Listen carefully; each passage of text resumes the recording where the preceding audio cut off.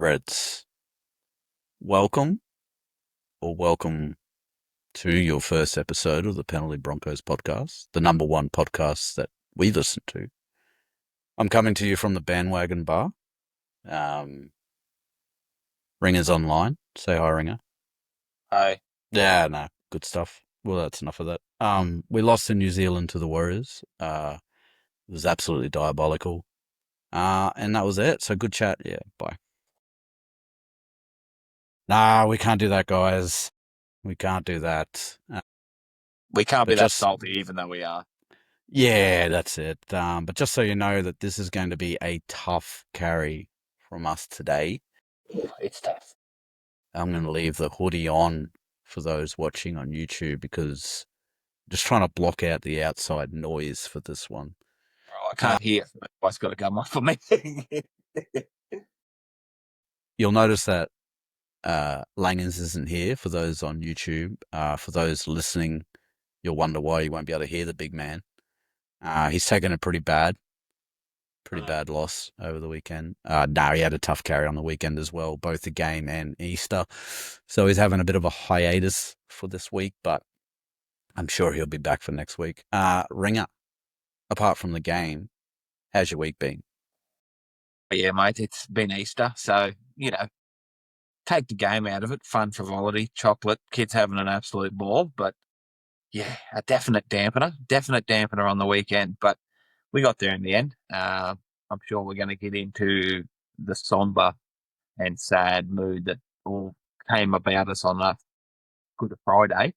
But Yeah, we'll get there. But mate, other than that, tip top. How about yourself? that's a go. Mate, last week of school holidays, done and dusted. Easter, we had the Easter hunt, or we tried to have the Easter hunt. The bunny put out the eggs in what he thought was dog sealed capsules.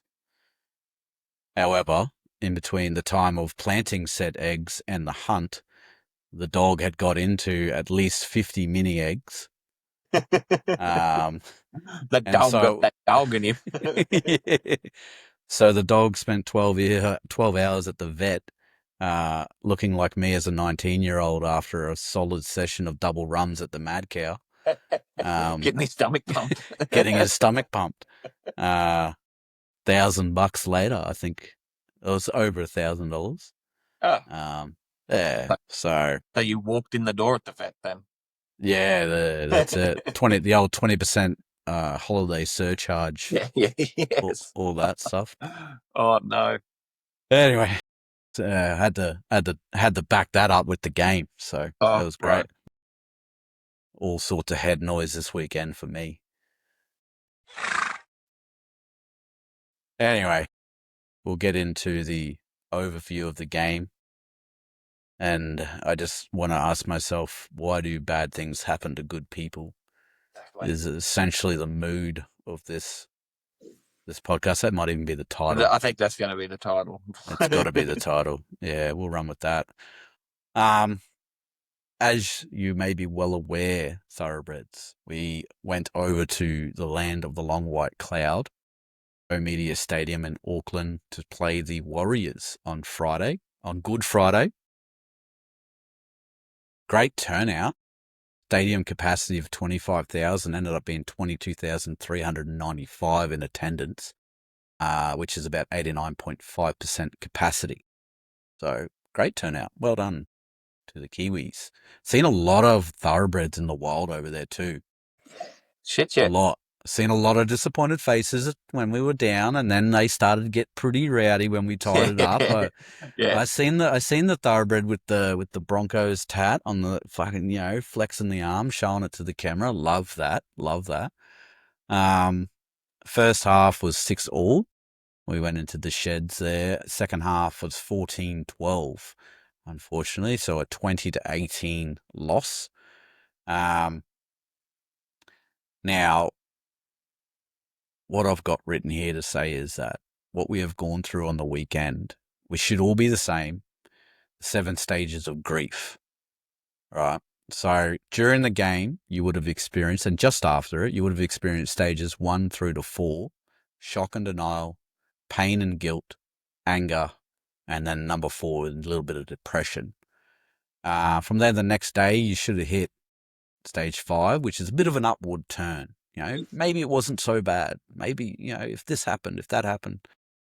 And then what we're going to go through together here on this podcast is the final 2 stages of reconstruction and then redirected hope that we're going to put in here. So we'll go over the major stats. I think we've got a bit of whinging to do at the end of this, Ringer, so I'll throw to you when I get to that. Definitely, mate. We're gonna walk through this together, thoroughbreds. Come with us on a cathartic journey through this shit show. That's it. 54% possession to 46%. The Warriors got us there. Completion rate, 84% to the Warriors, 69% to the Broncos. Just the fact that we lost by 2 points, hats off to our defense, which tackle efficiency we got at 91%. So great work from the lads, putting his shoulders to good use. They would have had him on ice the day after. Average set meters, 32.57 to the Warriors to our 29.96. Yes. Horrendous in the tough conditions. Errors, 13 to 12. Warriors had 13, we had 12, so not much there. A lot of errors. Wet weather footy, you expected. Penalties conceded, though. 10 that we gave away to the Warriors 4, and I'll throw it over to you here, Ringer. Mate, once again, and I hate being this guy that is saying that the ref's not the reason we lost. We lost because we played like shit. But a big contributing factor to us being fucking parked on our line and being busted is the 6 again bell that just seems to ring constantly early in games that we play. Look, now, I looked through a bit of the statisticians' bloody shit here, and they had a faster average play the ball speed than us, right? They had 3.68, we're in the 3.79 or something.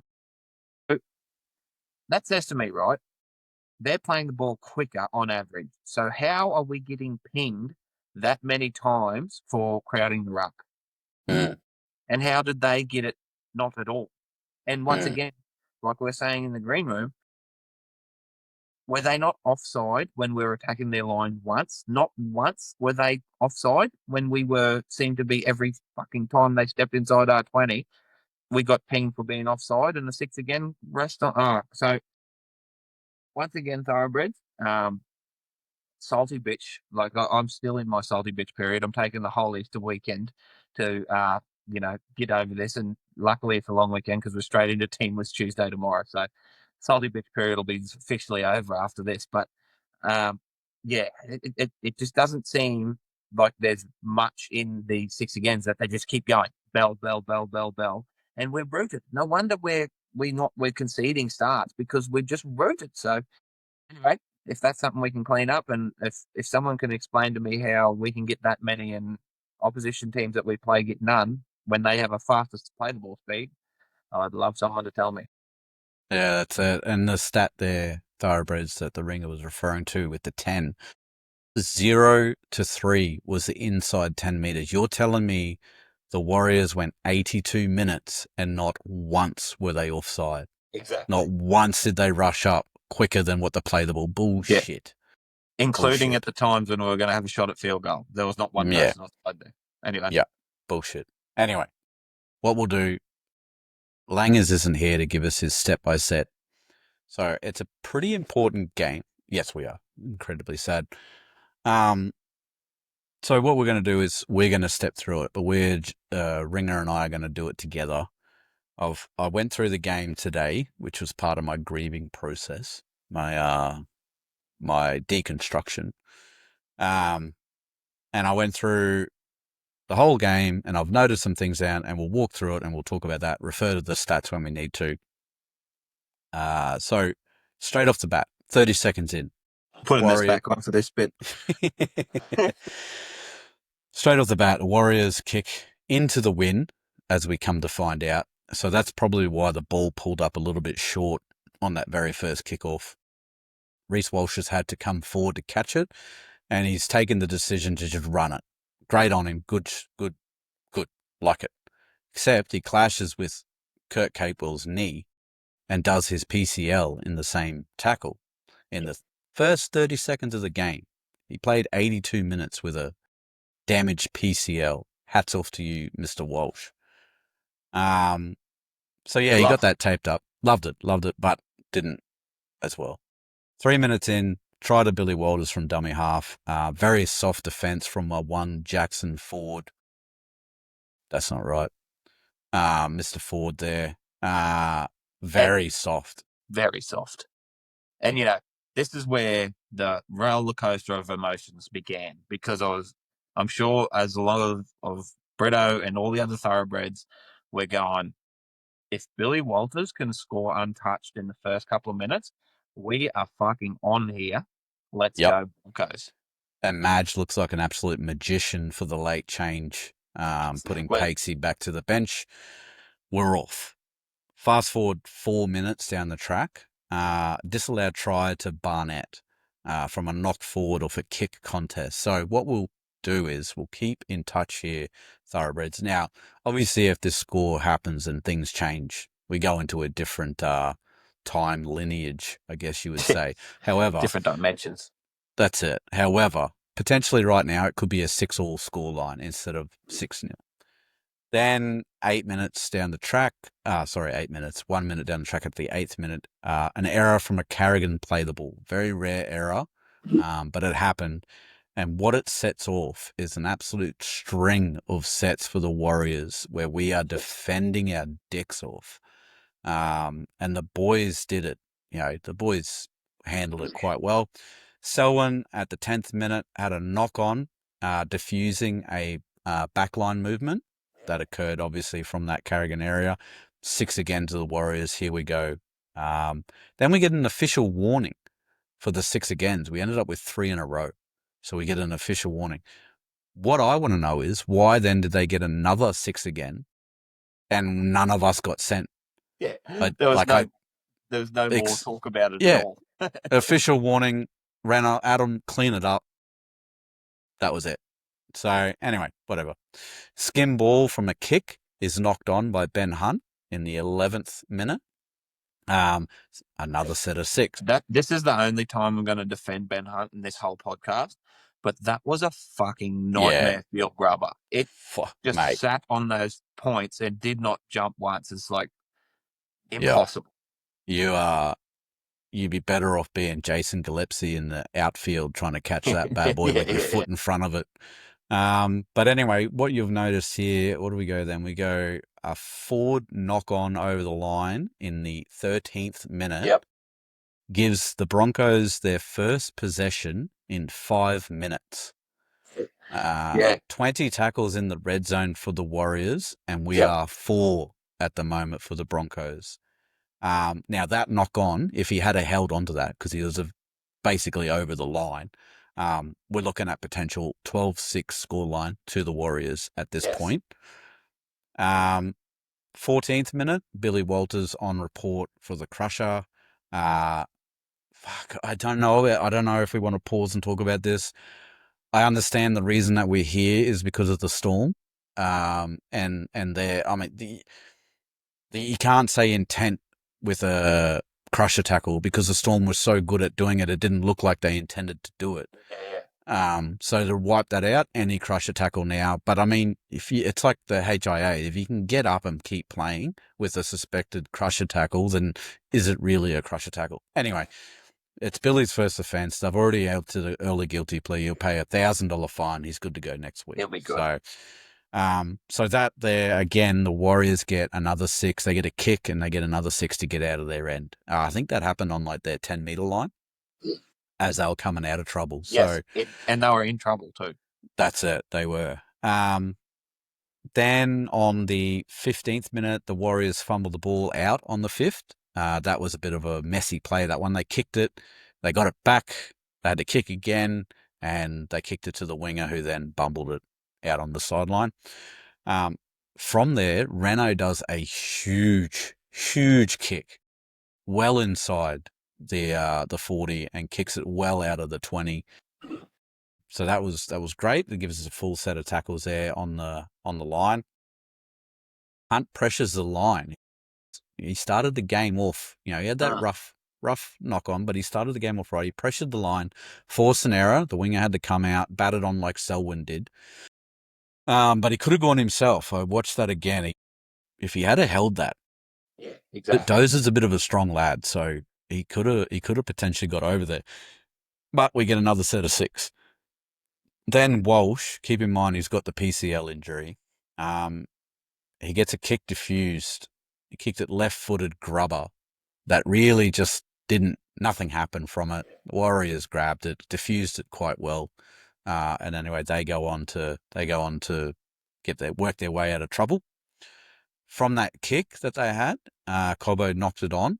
Pretty simple. He thought it went back, but I mean, those things are getting called knock on every day of the week. Yeah. It's just so nonchalant. It made me not happy the way he nonchalant about getting to that kick. But anyway. I will say this, though. The Selwyn of 2024 would have went into his shell after that. He's already done a knock on to diffuse, so not really a big hit. That was a defensive read. He did well. Whatever. We just have to tackle again. This was a different error. This was unforced, all that sort of stuff.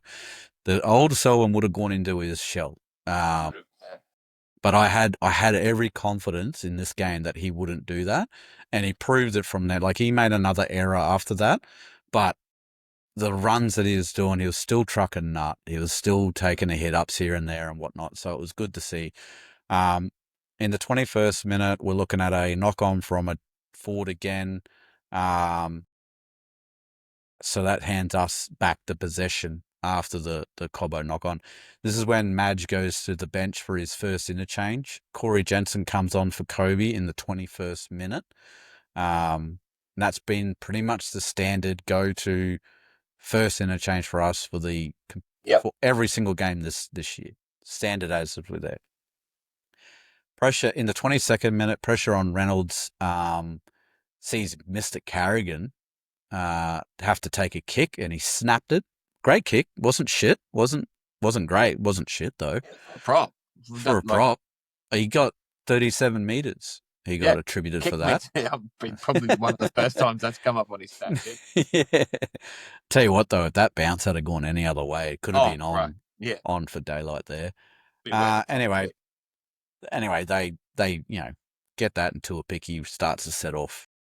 23rd minute, Walsh with a great catch, much improved from last weekend. So he did that on the fly, had to jump above everyone, wet, slippery conditions, came down with it, solid as a rock. Well done, Reece. Great improvement from last week.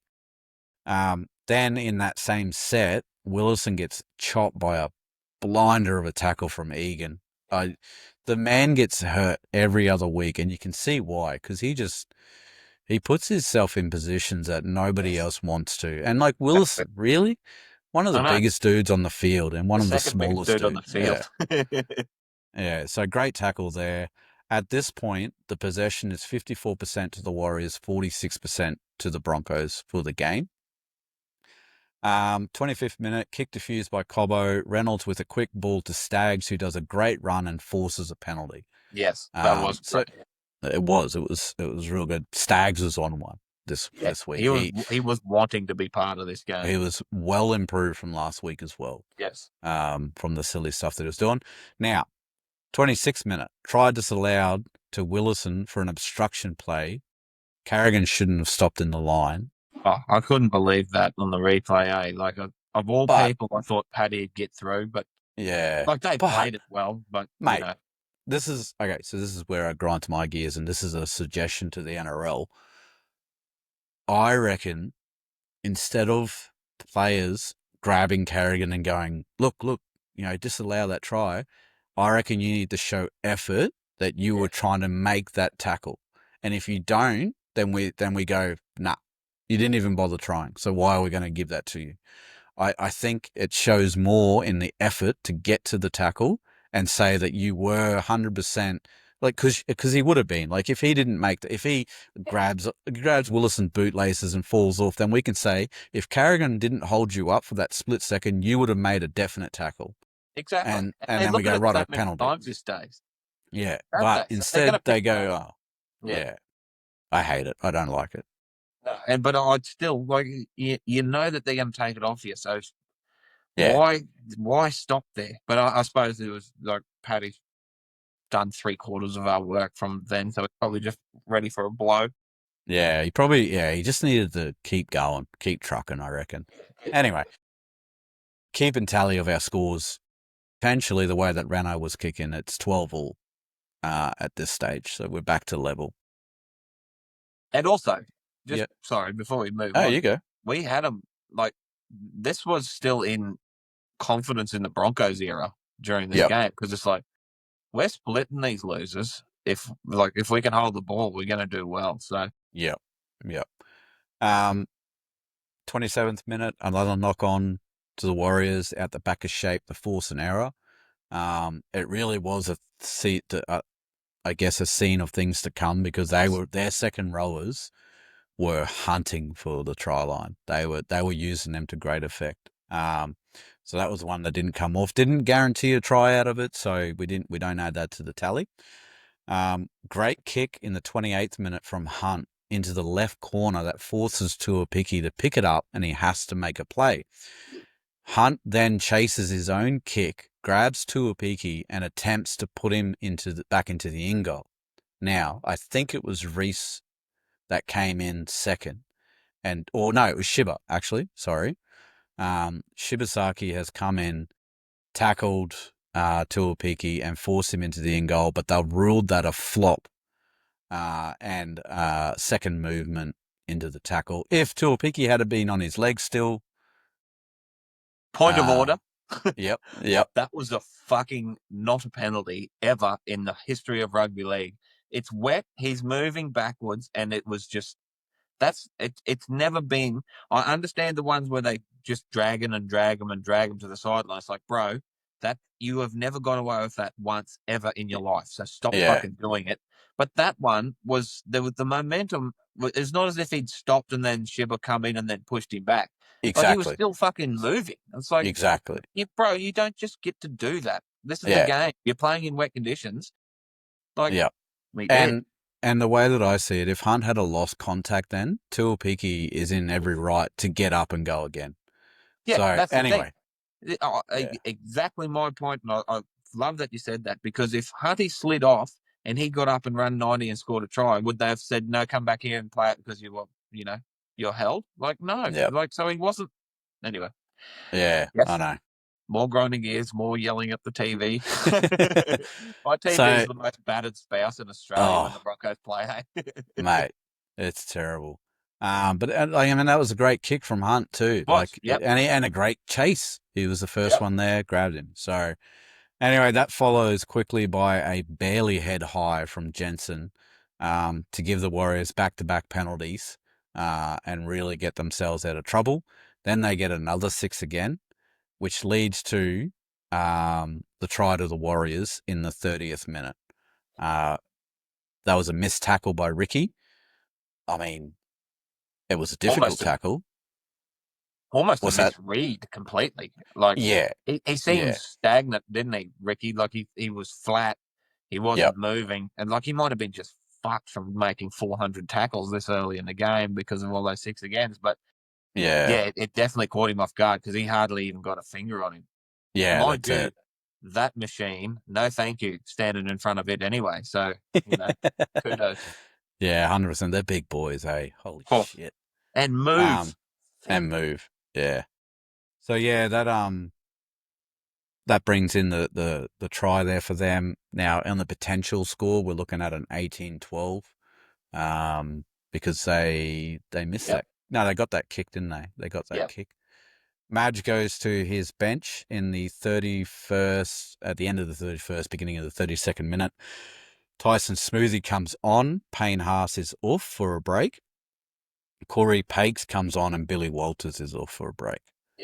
So we got a fresh hooker, and then Wilson had to have moved into the front row, and Pakesy would have been playing that lock, I'm guessing, role. Yeah, not Pakesy, Smoothie. Sorry. Yeah.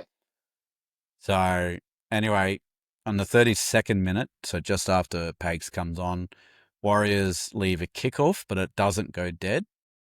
And the subsequent short drop-off, and it's a shame that Langers isn't here, doesn't go the 10 and gives us a chance close to the line. Yes. Oh, fuck, we've got to start executing these here. Oh, Something is going... yeah. With all the weapons we have in this duffel bag, we need to be punishing teams for that sort of effort. So short drop-off gives us, 7 tackles set at the end of a gifted set, not the result we needed. So the kick that went in behind the line was too heavy, and Mr. Capewell just watched it sail over the dead ball line. Was that Benny Hunt, no? I think it was a Benny Hunt kick, yeah. Yeah. He I did think that's because it 3... started. Yeah, he did 3 kicks. They don't come up as errors, but he did 3 kicks. 2 were ricochets, and that one there gave him a 7 tackle set to get out of trouble in when we had the pressure on him. It was absolute pressure relief. That right play, wrong fucking execution.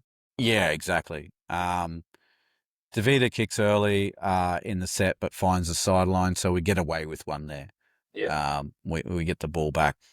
Then Renault goes for another 40-20. I think it is. Yeah. 40-20 from inside to get us into the attacking zone in the 35th minute. And then we get our first 6 again. We are 36 minutes into the game and we get our first 6 again. Now, don't tell me that the Warriors are the most disciplined team in the comp at all. So anyway, 37th minute, the hit on Renault in Metcalf when he gave him a good solid hit. Great tackle. Don't get me wrong. I'm not taking anything away from Metcalf's tackle or whatever. It's perfect. He did take Renault beyond the horizontal, and he did lose his feet. So he lifted with the feet and then pushed Renault down past that horizontal. That should have been a penalty in my eyes. In my one-sided eyes, I'm thinking straight away. I thought penalty. What are we doing? Anyway, it wasn't to be. So that was one of the ones. That was one of the ones that I was a bit salty about. So I think what did we do? We forced a short kicker from there. So we got the play right with that one, which was good to see. But we failed to diffuse the short cop out. Langers would be. We try so many short dropouts and fail all of them. They try one and get it straight back. It's like, I can just imagine Langers. The big tall fella would have been fucking raging. And then so they get it back. They run up. They do a kick. Penalty to Willison for being offside from a Shibba line break. Now, I'll have a massive gripe here to poor old Willison. That's junior footy stuff, mate. Mate. I'm screaming. I don't pass it to him. Yeah. No, I don't blame Shibba. I heard someone say, seen someone write today that Shibba should have known where he came from. He was looking around for support. He seen a jersey. He thought it was all good. Why else would you be running after him if you weren't, in the right? Passed it off. Anyway, that blew up. And the thing is, too, in Shibba's defense, it's all good looking from our angle, 40 rows back with a fucking zoom camera, right? But from Shibba's angle, he's made the break. So he's looking at defenders. He's not looking at his as his support yet until he gets to a position. He looks inside, sees that it's covered, and then goes, "Hey, fucking wait a minute! I've got a dude here with he's got an acre of space." It's hard to blame Shibba for it. Yeah, I was just screaming at Willison, like, "Mate, what are you doing? Get away!" Because you knew it was going to confuse him. You just knew that Shibba was going to throw it because it was just like, why wouldn't you? And nothing would have brought him on side either. He wasn't allowed to be involved in that play. No. Yeah. So anyway, that potentially, let's say Renault misses that one. I've got Renault missing that one. It was right out on the sideline, and we're locked up at 18 all. Now that's in the 38th minute, so we've got 2 minutes until half time. Warriors from that decide that they're going to take the 2, but miss it completely, and Stags hit that thing like a fucking lightning bolt, mate. That was beautiful to see. I was up and about, kids getting thrown off me lap, all that sort of crap, only for him to pass it forward. Now, initially, I blew up when I heard the whistle, and I was like, there is no fucking way that that's a forward pass. First replay, forward pass, without a doubt. I know in a lot of Broncos supporter page, there's been a lot of chat about how it wasn't a forward pass. That, by the letter, but not even by the letter of the law. No, it was forward. It could have saved himself. It was because the old thing, forward out of the hands. Yeah. Poor bastard was rooted, and the support. I hate this that the support puts this sort of pressure on the passing players that they're in front. It's you can't be side by side with someone and ask them to, like, you're putting yourself in a position to get this call put to you. Yeah. So Katoni's run 40, 50 yards. He's rooted. He's losing gas, and then he's got someone screaming up, and he's like slowing down, and he did. It was forward. It was forward out of the hand.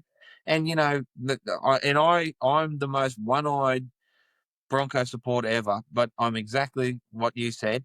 As soon as you've seen that first replay, you're like, well, you give them no choice. You give them, like, a few of them, if you're honest, a few of them do get left every weekend. People don't say it's forward. But the difference was the ref was standing literally behind him going, bro. Yeah. And anyhow, good on the ref too for picking that out. Like, normally, like you said, they normally go, and then you're looking at the replay and you're like, ooh, and the bunker can't rule on a forward pass. So, that was a howler from the ref. Well, them and the linesman got it right.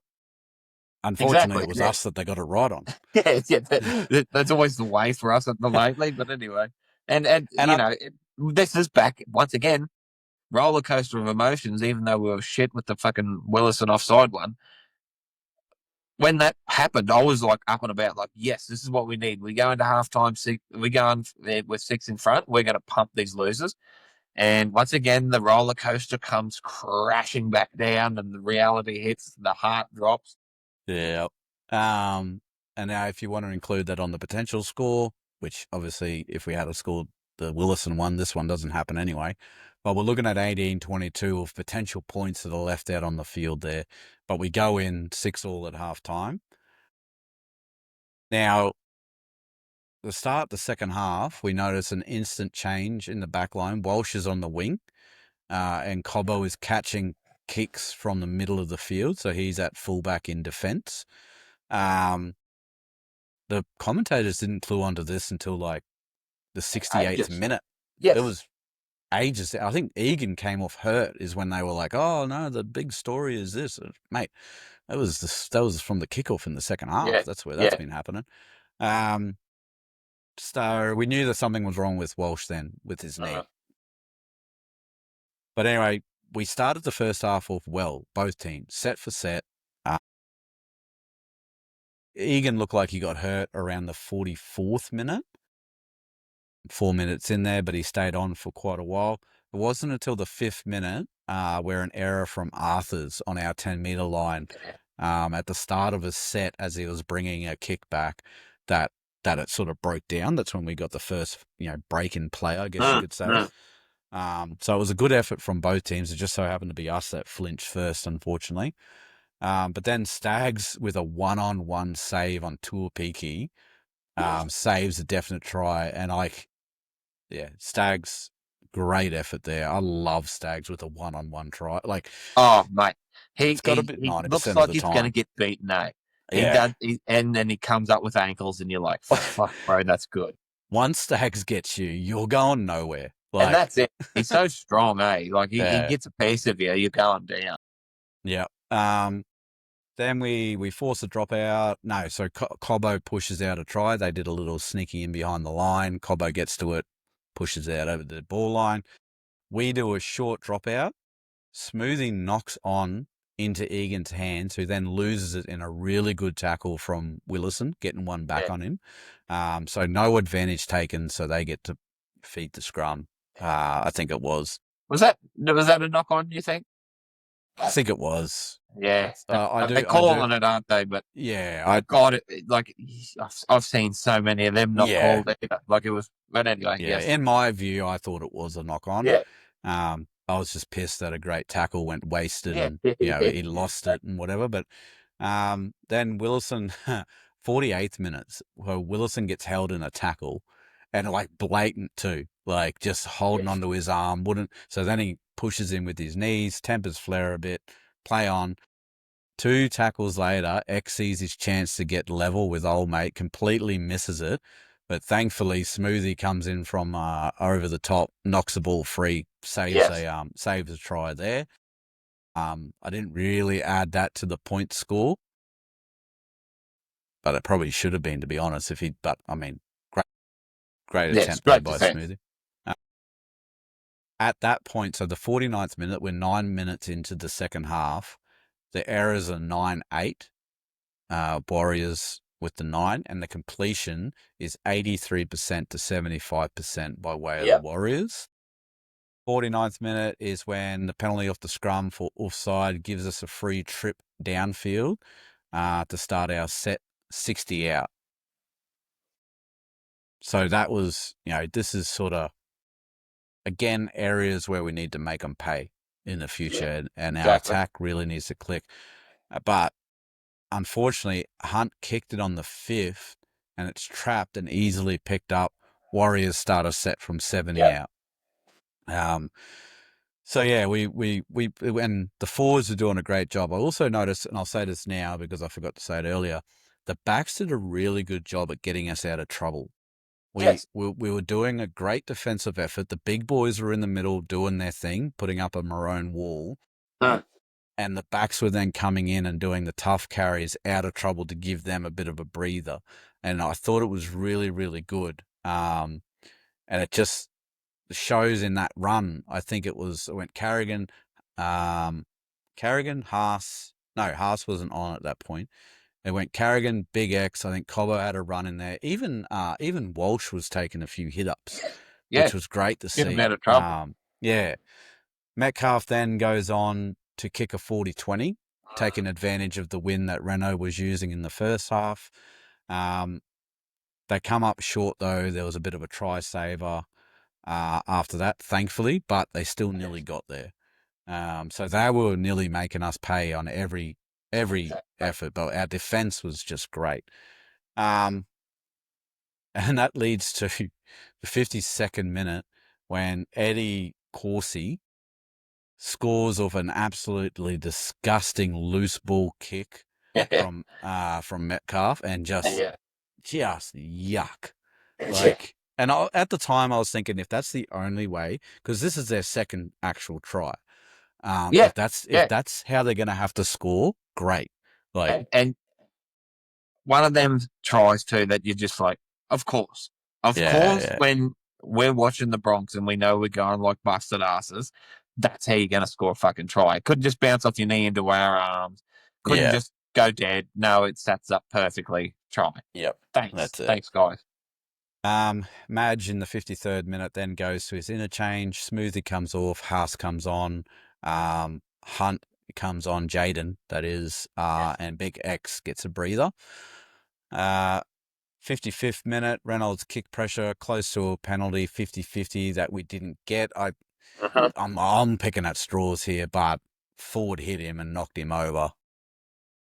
I don't know. You've seen him call. It's the same old thing. You've seen him get called. Thoroughbreds, this is not us saying that we want him to be called. We're just saying that these things get called seems to be if we do it at the moment. Like, they absolutely hate us. But you do see teams get that penalty when the kicker's in the air and they get knocked to the ground. So that's it. Do with that info what you will. Be salty like us bitches. That kick finds the sideline. Warriors start a set from 60 metres out. 5th tackle kick from the Warriors is caught in goal by Stags. This is when I started to really blow up Thoroughbreds. Everett, put it this way, media room, Brito, sitting on the couch, no one around him at this point. Like, they are like, we're getting out of here. The fuck out of here. Stags catches that in goal and then is held down by a Warriors player and is unable to get a quick start to the 7 tackle set that we are allowed to do 20 metres out. How that wasn't a professional foul and sent for 10, I've got no idea. And it pissed me off so bad. Oh, especially with, like, in a game like this, it should have been a penalty on top of the 7 tackles. We should have been kicking from the 20. Yeah. Like, Yep. you can't, like, it's just the same old bullshit that we just said. If we do that, we get pinged for it. So why does this shit keep happening to us at the start of the year? And I know we've called our podcast Penalty Broncos. It's been fucking non-penalty Broncos since we started this shit, because you're exactly right. It's an attacking opportunity. You've got the opposition on the back foot because they have to race back to the 30, and you've only got to go to the 20. You get them all offside, you get your set started quickly, blah, blah, blah. It is That's a it. huge momentum thing. And if you lose that, well, what's the point of having a Yeah. quick tap? Like, you might as well just stop everyone from having quick tap. That's it. Just walk it up, tap it when you're ready, sort of thing. Yeah. Anyway, unfortunately, from that 7 tackle, on the 5th tackle, so obviously that's, the actual 5th tackle, Hunt's kick is ricocheted for an easy set start for the Warriors. So we don't execute our 5th tackle option again. Well, I understand why Hunt was kicking along the ground. Very difficult conditions, pressure on the back, but we could have gone to the air with just as much pressure at the same time. I just don't think that our 5th tackle option. I know he was taking relief off Renault. Renault didn't put a foot wrong when it came to his kicks, as far as I'm concerned. But I mean, Hunt mate, did. he's a aging, not aging. That's not the right word. He's a seasoned half partner to Renault, right? He shouldn't be fucking that up. Yeah. The option's not there. Come up with a better option, or pass it out the back, or take the line on and get 1 meter out. Like, kicking it into the feet of a player is just, unfortunately for us, it's just a sign of a player out of form, which poor old Benjamin is at the moment. Unfortunately. Now, the stats at the 57th minute, which this occurred, the second half possession was 65% to the Warriors, 35% to us. And the completion rate was 9 out of 10, so 90% to the Warriors, and 6 out of 7, 80% to us. The Warriors had more executed sets than what we had even attempted. Yeah, exactly. The tackling was starting to mount. 58th minute, Egan was off hurt, and that's when I believe the commentators noticed that Walsh was no longer at fullback. I think this one is a standard interchange. So in the 58th minute, Kobe came back on and Jensen had a break. So we're still in standard territory for our interchanges. You can see the fitness really with the amount of defense we did, the fact that we were still sticking to those interchanges.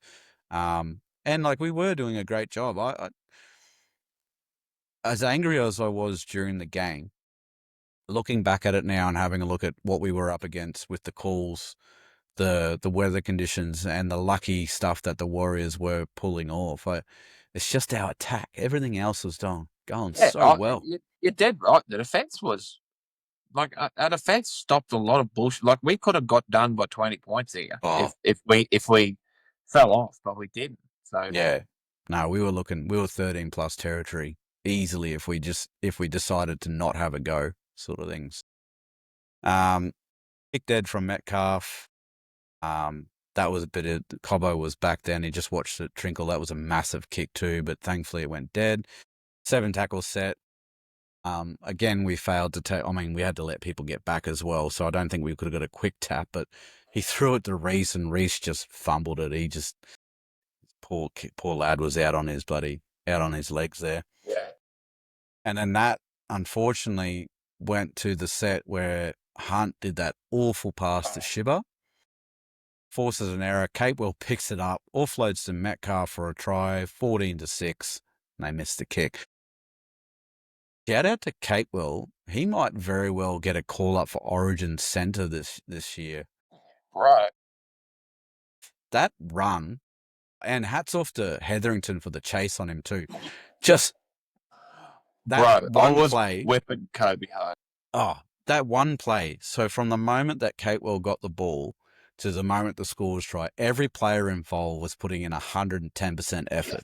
And it was great to see. It was real good. There's a highlight reel there. Imagine if Hetherington bailed Catewell out of the sideline Oh, for that. bro, Oh, it was a Scott Sattler style of a tackle. And you see him, yeah. mate, like he's got a funny running style, Kobe. He's fucking Yeah. straight up and down. Yeah. You see his little white legs coming, you're like, I- come on, son. He's got I believe that's Mr. Gilmore's jacket. Yeah, 100%. And you know, at the end of the day, another not lucky. It was a beautiful pass from Curdy Capewell. It was. Absolutely sublime. Yeah. You In couldn't those get it better. conditions, though, how Metcalf picked that up, another Oh, fucking great effort. Like, anyway, yeah. anyway, Anyway, anyway. theoretical, whatever. The potential score at this point is 22 all. If we're following along with the point scheme. Renault kick out on the full off the kickoff to give the Warriors a kick set restart on the 30-meter line.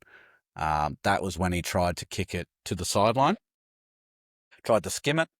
I understand what he was doing, but I think that might have been his only error in a game where the kicking was important.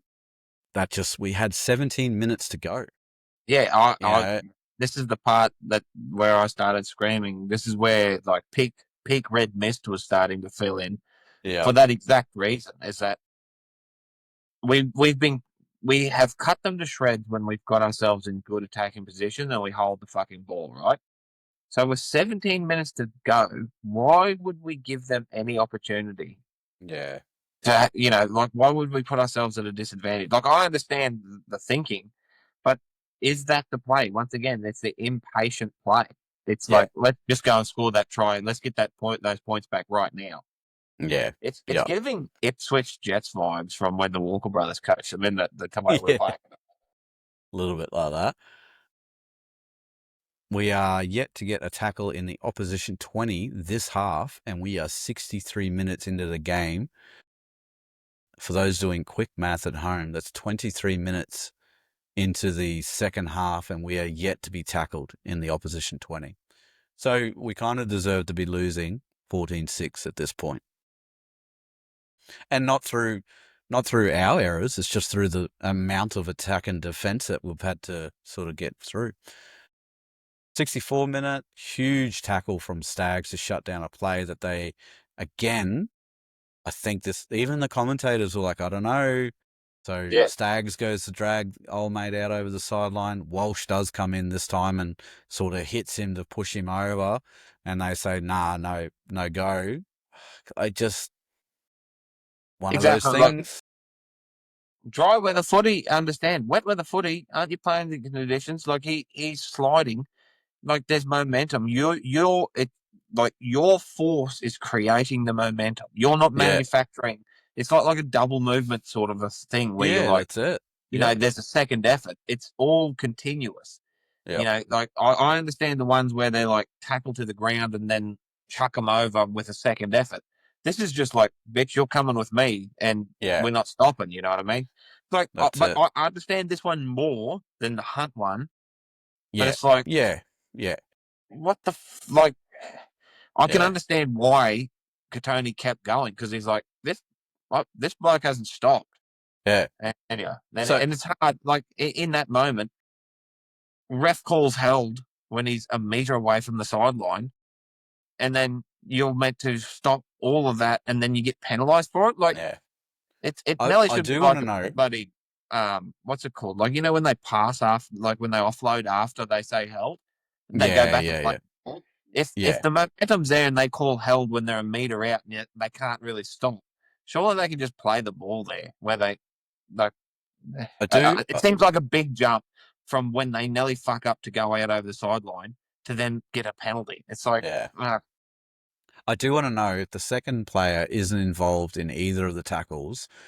do they? If we get that. Yeah, yeah. So anyway, we will never know. Set restart, that leads to a try. That leads to a near Cora try, I believe. Yeah, that was. And I just want to say, the Warriors we fear their second rowers, right? No one fears our second rowers at the moment. Like they should be, because we have some really great second rowers. I thought Jaden Hunt did well when he came on. I thought Willison starting in the second row was a great call. That's a big fucking second rower. But no one fears us, and I think it's linked to our attack. They don't have to worry about where the second rower is. They just got to focus on the ball player and the outside backs, and they cover that easily. They're not second guessing if there's going to be an inside ball. And look what happens when we did. I know Carrigan stuck into the stayed in the defensive line, and we got it disallowed. Yeah. Willison, second rower, inside ball, bang, try it. And the thing is, like, if you're going to be a threat in the comp, you need second rowers that are a threat in the attack. Yeah. Like, you need them to be holding up that defense, because at the moment, and it's been for as long as we've been doing this podcast, continually seem to talk about it nearly every week, that we're not utilising our second rowers in any sort of attacking capacity. We're just happy to use them as, well, not this year, defensive bloody, slackies that just get out there and work their ass off and tackle. But there's no threat in them in attack. And then you look at the, Hamola Akuatus and Hudson Youngs and bloody Critter Crichtons and that of the world, where even teams Nakora? know. Britton Nakora, one of the best probably the best line running second row in the game. Teams, Eli Katoa, another one. Like, teams know that they can't fucking leave them, because if the half goes short, like, we don't have that. And I think Akira could be that for us. And unfortunately, through whatever reasons, he just hasn't been playing. But, I agree with you, mate. We really need to shore that up. Yeah. I said it last year. I don't know if he's extended, but Britton Nakora is off contract. I mean, I believe he's off contract, and I'd love him to have a play at him. Yes. If we seem to be getting legs out of the old front rowers and second rowers, so surely we can get some out of him. It's not old.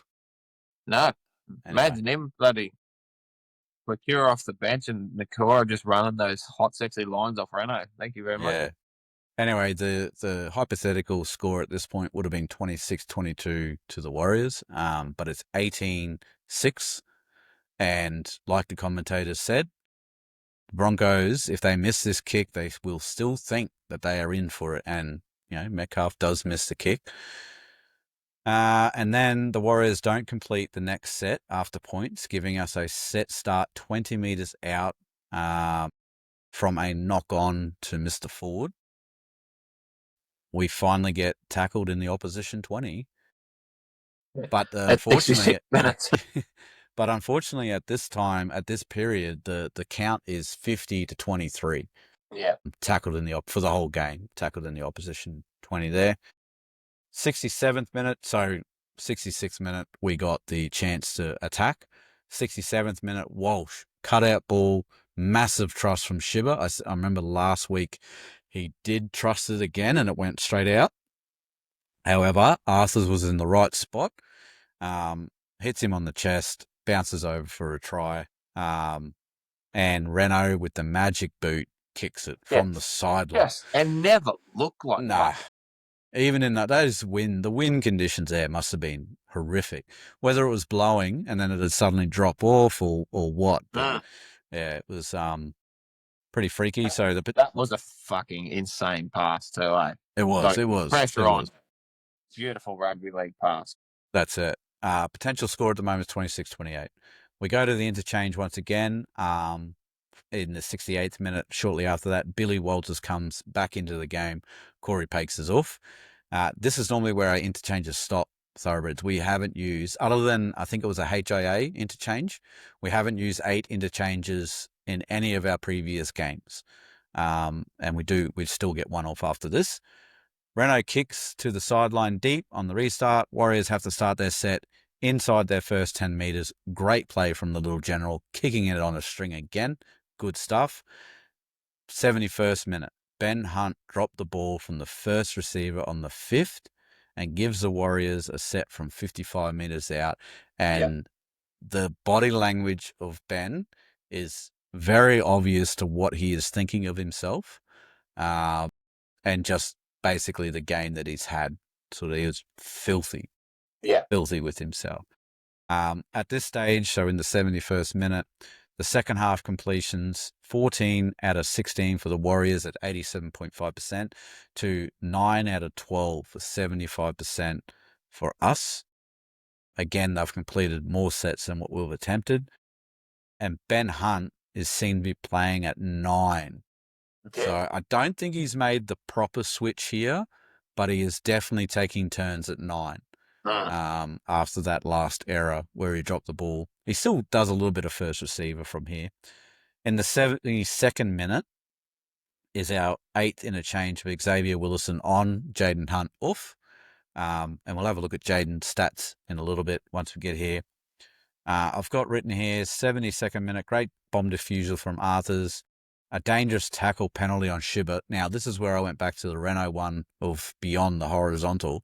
If Shibber got this one, and I thought it was a nothing, I didn't see a problem with it. I didn't even see it at all. Then I thought Renault should have got a penalty for his. But anyway, dangerous penalty tackle. Gives us an easy out from our half. We get a set starts at the 55 metres out. We get a 6 again to us. Amazing. Forgot what it felt like. What's that felt? We are now in the 72nd minute, getting just a handful of 6 again. 74th minute, Renault kicks behind the line on the 5th, which is then a bit of a couple of air swings from everyone, and Walsh just puts his hand on the ball. Done. Try. Probably the easiest try that he'll ever score. From there, the great kick. Great kick from Renault. I know Catewell took a air swing with his foot. If Arthur's had been a bit closer, that we're looking at on report territory, I think. Yeah, weeks. That's. But anyway, thankfully, no one got hurt. No one got on report. Walsh gets it down. Renault nails the kick again. In the hypothetical score, if you're following along at home, we are 26-34. We are starting to put a gap on them. Hetherington, unfortunately, loses on the next set after points on the 4th tackle. I think we do a, now, I know you've got something to say about this one, Ringer, so I will hand it over to you. The Wade, we challenged it, and it was an Egan no strip is what it was ruled. How do you see it? 100% it was a strip. 100%. But, mate, it was... Once again, and this is salty bitch, Ringer, and I understand thoroughbreds, and all we've done is win this game. But, I mean, these are the things that when they... Like, you're already down in the dumps, and this shit doesn't go your way, you really fucking... It just compounds and compounds and compounds. Egan's got his arm between Hetherington and the ball, and then you can see his elbow, wrist. You see his elbow and wrist go like that. Yeah. And you're like, oh, yeah, no strip. Oh, no, he's just making a tackle. And you're like, Kobe Hetherington doesn't drop the fucking ball. Like, it's not as if he's, like, out here trying to offload it. Like, he's like this, going to the ground. Ball comes out. So you can't tell me it wasn't helped. Like, it's not... you see those ones where when they hit the ground and it bobbles a bit and there's an arm on it and you're like, but you hit the ground, so you probably... Like, he's still upright. Like, he's still in the air. Anyway, they get a set. They start their set 50 metres out. Now, this is where Haas and Walsh... Yes. We'll get to man of the matches in a bit, but these guys started putting themselves right in there for contention at this point. The Warriors, obviously, it's field goal. We're 3 minutes out. We're locked up. It's field goal time. Everyone knows it. Payne, Haas, and Reece Walsh do a massive charge down for the first attempt. I believe Walsh gets this one. They get it back though from the charge down. They carry on. In the next 30 seconds later, he goes for another one. This time, same 2 people, Haas and Walsh, but Payne gets to it and deflects it. It goes dead, and you can just see. I don't think it touched him. It couldn't have touched him. I think it did. Oh, did it?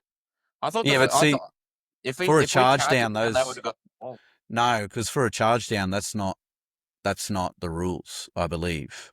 Correct me Oh, if okay. I'm wrong, but I'm pretty sure that's why if you charge down a ball, you can then pick it up, even though you knock it on, you can pick it up and it's your ball. Yeah. Okay. Oh, In the yeah. Right. in the attempt I of a thought. Yeah. charge down, but it does. I believe it hits his hand and deflects, and then So, just misses too. the thing I like about those two players is that after they get to the second one, Walsh and Haas like are into each other, like let's fucking go, like Yeah, yeah, yeah, you could see that they were really trying to lift the boys, which I fucking yeah, love. Like I was mate. back on the roller coaster going, yeah, fucking let's go. Yeah, that's it. And like it smells, absolutely smells of a Broncos comeback Oh sort of yeah, thing. yeah. Like We're marching reeks upfield of now, it. step a tackle. Yeah. So set reset for us. 7 tackles set. It did go. The ball did go dead. Touched by the Warriors into the sideline. We get another set. Like here we go. We're on here. This is Adam Reynolds is gonna nail this. We're doing everything right to set up the field goal, and then Ben Hunt at hooker decides that he's just not going to grab the ball Yep. properly. He does hold onto it. He doesn't drop it, but I think in his mind, he should have still passed it to Renault, I feel. Just quickly Something. fired it, snapped it to him, but instead he regathers, goes the other way. Stags end up with it. He took a run, fifth tackle that just Yeah. dies. Then I think Reece, yeah, and that's it. We play out. They play out the half, and we Yeah. 80 minute. We're locked up 18 all. Warriors won the toss, so they elected to run into the wind. Sorry, against the wind. So away with the wind. Sorry. Renault, obviously, yep, sure. We kick off. Reece kicks it dead. We all know the rest. Metcalf, who hasn't kicked he's kicked one all night, Yeah. even missing one from basically right in front and hitting the post, nails it from 50 out with the wind behind him. And he's the hero. Reece is the villain. And I mean, what do they say? You save the world, but you fuck one goat. Everyone Yeah. remembers the one goat. Yeah, exactly. Exactly. How Reece got it over the sideline against the wind with a PCL injury is beyond me. Like surely he thought, if I just hoof this, there's no way it's going dead. It's going to sit up in the wind. Yeah, it'll Mate, sit up. I've got a fucking theory that them fuckers turn the wind off. Because if you rewatch the game, they've got those firework fucking things going off. And Yeah, behind it, like the firework goes off in the smoke and it goes straight up. So it's like at that moment, he's thinking he's kicking into a gale. yeah, And it's just, nah, I'm not blowing right now. And you could see it in him, mate. As soon as he kicked it, the arms go up. And you're like, yeah. I hate it. The Like, what intention was all good. Like bro, like it he was thinks he's great. kicking it into a fucking gale, which they have been all night. Yeah, Some of the kickoffs were landing on the 20 because it wasn't fucking making it because of the wind. yeah. I can't. I can blame him. I do blame him, but I mean, You have to. you have to. But I mean, like it's you know for a fact that he didn't want that fucking thing to go that far. Yeah, So like, you wonder what goes through the head or through the boot. Like my theory, mate. It's like those golf shots when you just like, oh, I'll just sort of nurse this around the corner and your fucking brain and it goes into the trees. It's like, well, I didn't mean to hit it that hard. no, I seen a good theory today online that they reckon they switched out the balls at full time and put helium in Give them. him a helium one. Yes, we'll go with that. That's it. But yeah, no, the intent was good. Kick it in there, kick it high, give us a chance to chase down. Warriors have to then fight it out of there within their 10 meter. We do, and we were doing great. Like if I went back and counted how many tackles the Warriors went backwards, there'd be a shit. Like if I had $1 for every one, we'd be doing all right in the betting account, sort of thing. Yeah. So just trusting our defense, which we were all night. They kick from potentially the 30, and then we set up. We know Renault can kick 2-point field goals. So as long as if we're playing the ball on the 30-meter line, Reynolds has any chance of a shot. So Yeah, exactly. unfortunately, we didn't get there, and that's where it died. So Died a slow, humble death. yeah, not good. Anyway, we'll quickly move on. I thought that was a great game recap. Hope you're still with us, thoroughbreds, and You've got it all, thoroughbreds. If you've missed it, if there's anything being left out of that, you're jerk else, because that was everything. Let us know though. Comment away if you think there was something Go else we hard, missed. Go hard. And it better be controversial.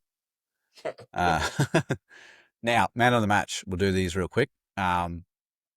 Thoroughbreds, you guys voted for Katoni Staggs. Excellent choice. 82 minutes, 16 runs for 169 meters, 54 post contact, 1 line break, 11 tackle breaks. Yeah. If you've got him on your super coach, boom. Yeah. Great stuff. 1 offload, 17 tackles, 1 miss, 1 ineffective for an efficiency of 89.5. He did have 1 error, 1 handling error, 1 penalty, and 1 inside the 10. Yeah, which is nearly everyone in our team at the moment. Nearly. But return of this Katoni, mate. Like we keep saying, we said last week, 16 runs. Perfect. Yep. That's the sweet spot. 15 to 20 runs for Katoni. And hunting work, great. Yep.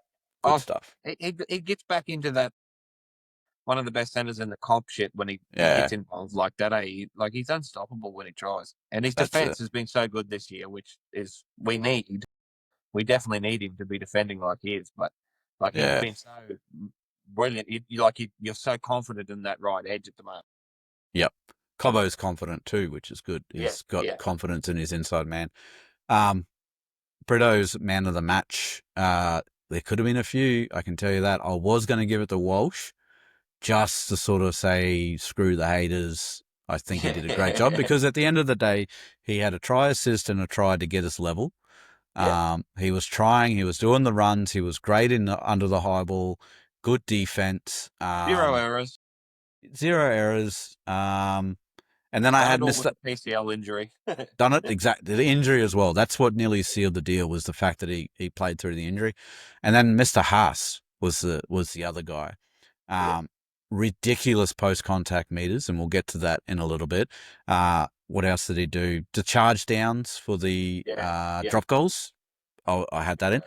But I couldn't go past Patrick Carrigan.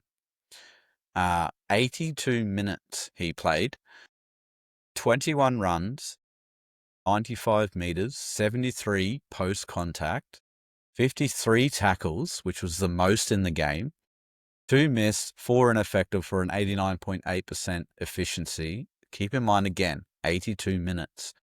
1 kick for 37 meters. So I've got to throw that in there. And he had 1 error, 2 penalties, and 1 ruck infringement. Hats off to you, Patrick and Katoni. Very well deserved. We'll go into the top performing sort of stats. Carrigan had the most tackles, like I said, with 56. Ford was with 46. Most run meters, Haas, 219. Dude. Do less. we got to do something for this bloke. We got to repay him for the effort that he's putting in. Like, the 2 points needs to, like, Daily M, just give it to him. Just not particularly Daily M overall, but if he doesn't win Daily M Forward of the Year, mate, I'm not fucking here. Yeah, exactly. Tuapiki need to win comp, what we need to do. That's what we need to do. Tuapiki, 172 meters he ran. Most line breaks. The teams were 3 each with the line breaks.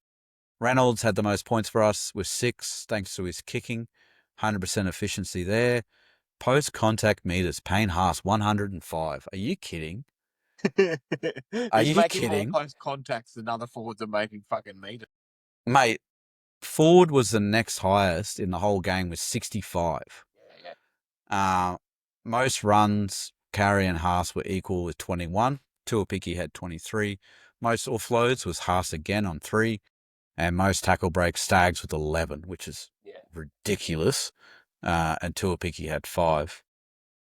So we'll go through our sets that we normally do with the stats. We won't be too, because we've done that game review. So this will be just highlighting a few things, thoroughbreds. But the back line of Walsh, Cobbo, Staggs, Shibasaki, and Arthurs, They were tackling at 90% efficiency on average over all of them.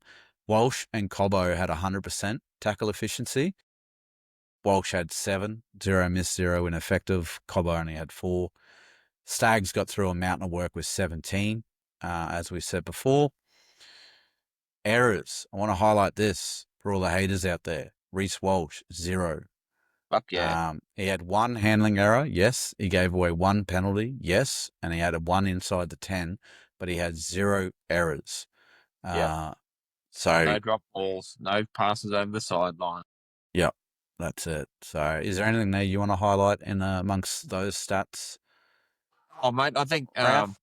I think we can just say how consistent Shiver is. He gets through Yep. a ton of fucking work. Yep. Good things are coming for him. I think notable, Reece is going to be out for a fair bit.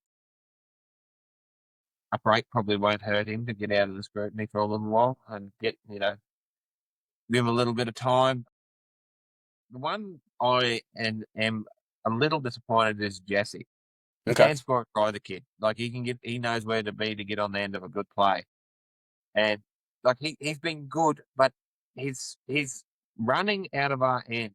Like when we're in trouble trying to make some meters, he just doesn't look confident in carrying the ball. Like he gets dominated in that sort of in those areas where we're trying to sort of make some ground out of our end, where Cobbo and that's charging up, making meters. Gamut's just steamrolling blokes. He looks like a fucking prop when he takes it up. Um, and Katoni's Katoni with 11 tackle breaks on the game.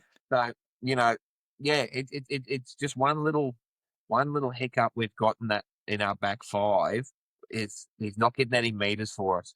And, Yeah. if that's not his role, fair enough. But, with that one error, like he was getting dominated and dropped the ball sort of thing. So, I- I'll say this. I don't see him as that player. I see him as, and to draw comparisons, I see him as the Rabbitohs Johnson. So he's the Broncos Johnson. He's just a finisher. And it's up to the rest of the team to sort of get us into those positions where he can finish. He's seen on the weekend where he got the opportunity and he polished it. bro, Absolutely. and that's what I mean. Like, if that's his role, don't Yeah. make him take those hit ups when he's going to get dominated. Like Yeah. Yeah. Yeah. Yeah. Alex Johnston takes a hit up when he absolutely has to if he's the only bloke back there. Yeah. Like, Yeah. you know what I mean? Like, I so, get you. Yep. like, don't if we need meters, like let him scoot and do it if he needs to, but don't put him in that position if that's not who he is for us. So Yeah. yeah, but anyway, I'm like same thing, mate. It's hard to be too critical of anyone. They didn't do anything too bad. I'd love to see Cobbo not with those errors and start a bit more enthusiastic but then he finishes the game and he looks like the best bloody winger on the comp sometimes. So Yeah. That's anyway, it. Now, on your highlight with Shiver, 11 tackles, 1 ineffective, 0 missed. So 92% efficiency is solid. I know everyone tore the strips off him when he missed that Toya one in the Roosters game. yeah, yeah, But I think he's a been lot of people are solid. missing that one. Yeah. All right, we'll move on to the halves. So we had Hunt, Reynolds. This time we had Walters as a starting 9 there. Now, Renault 100% with the boot again. And I think right about when he did the first 40-20, I screamed at the TV and said, give that man a contract. We gotta make it work. I don't know how. I don't know who gets offloaded, but it seems like a good risk to take. Give him another 12 months. That's it. And again, with Ben Hunt, it doesn't show a lot of errors here. He has got the most in the halves, 2 errors. But his tackling was at 96%. 24 tackles, 1 missed. Yeah. It's funny how we were all over Ben for the defense and what those fragilities were at the start of the year. And then the game that he picks all that up and tidies that up, he just absolutely shits the bed of it. While we're on it, I might as well. We were so excited for this signing as thoroughbreds, as Broncos fans, like with Benny coming home. he has yet to deliver anything He that is. we need. So, Yeah. and I know it's coming. Like, people jump up and down and on one of them that it's not good enough. It's not good enough. It's fucking Ben Hunt. Like, Yeah. he topped the try assist last year at the fucking Dragons that couldn't, lucky to score a try against the Winton Devils. So, Yeah. um, like, it just, it's going to come, but I just did not envision it being this many rounds into the season. And we're still talking about what the fuck's Hunty doing? Because, like you said before, his reactions don't seem right. You know, Mm. he seems a bit frustrated, and he's obviously frustrated himself. But is he putting too much pressure on himself when he doesn't have to be? Like, we don't need him. We've got Renault. Like, Mm. Renault running the fucking team. So yeah, Do, if he cleans that up, mate, he's going to be fine. And it's just those couple of errors, and like you said with the kicking, you know, those short kicks that just dribble into someone's feet and they pick it up. Like, it's just a poor end to the set from one of our season playmates. did you like him at 9? Oh, it's so hard because I'm such a Pakes fan, but Yeah. I can see him getting to there. But was last was the on the weekend the right time to start shifting that? You know what I mean? Like, I he's think got Billy Walters and Corey Pakes. I think maybe there's just Madge trying to take the pressure off him from being on that edge. Is like, I yeah, don't I know, think but that was a play from Madge to sort of try something in this yeah, in the moment. heat I at the feel like moment, that's yeah. what it was, yeah. All right. To the engine room. These guys were the highest tackle efficiency on average. 92% there. Payne Haas, 100%. 31 tackles, 0 missed, 0 ineffective. Are you kidding me? We'll just glaze through Mr. Haas's stats here. He played 61 minutes, 21 runs, 219 meters, 105 post contact, 5 tackle breaks, 3 offloads, 100% tackle efficiency with 31 tackles, 0 missed, 0 ineffective, and 0 errors with 1 inside the 10-meter infringement. Yeah. Mate, It's a machine. It's Terminator. It's Terminator in fucking in human flesh form. Like, uh, I just want to clear this up with the thoroughbreds. When we talk about like our man of the matches, like who you choose, who the panel chooses, it's like Payne's up here. It's everyone else that's yeah. fighting for it. Like, you know, Payne when you runs look on and he's already got it. yeah, yeah. Just okay, and man of the match is Payne Haas. Well, he's taken one run, yeah, but you know. It's like when they go to that VB hard earn. I reckon if you show that in the first 10 seconds, it's in alphabetical order with everyone like 0 except Payne's at the top. He just Yeah. starts there so they don't have to Put him at move him later 48 on. just before they even started. Yeah. Save some money on graphics. But no, like just everyone's did. Yeah, it's frustrating. It is Very frustrating. frustrating. And the frustrating part about our engine room is that looking on the stat sheet, it looks great. The 2 tackles, one that Jaden Hunt missed, one that Ricky missed, led to the tries. So Jaden Hunt was just nowhere to be found on the Nakora try, Yeah. and Ricky was gassed. I'm pretty sure he was gassed because Ricky always tries to get his body in front and have a Yeah. go, and Yeah. he just didn't get this. It's not the amount of tackles missed. It's just that when they got found out, they got found out. It's also the lack of the lack of runs. So Carrigan and Haas ran 21 times each. The next was Willison on 11. And then we have Ricky and Hetherington taking 7 runs. Yeah. Ricky played 82 minutes. Yeah, for 7 hit-ups. And you look over and you go, oh, maybe he tackled his dick off. He made 33 tackles. Payne Haas made 31. Carrigan paid 53.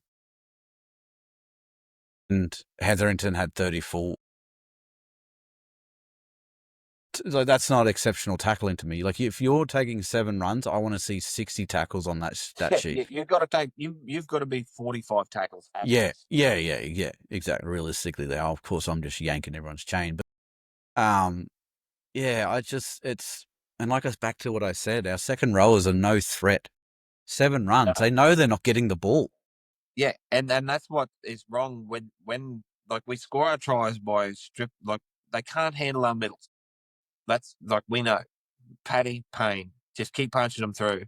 You're going to create space.